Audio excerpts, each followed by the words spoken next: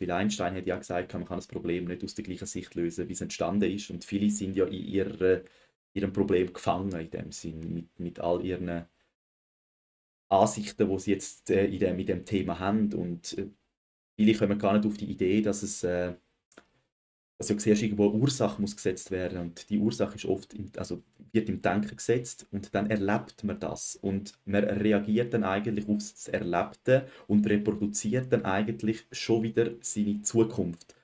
Und da muss man irgendwo die Ursache brechen. Man muss schauen, dass man nicht mehr gleich reagiert auf Situationen, auch wenn es sich am Anfang anfühlt, als würde man sich belügen. Also wenn man weiterhin immer wieder sagt, oh, ich mache ja eh immer alles falsch, dann ist das der Garant, dass wieder etwas wirst falsch machen, weil du wirst immer, du lebst wie in einer selbsterfüllenden Prophezeiung.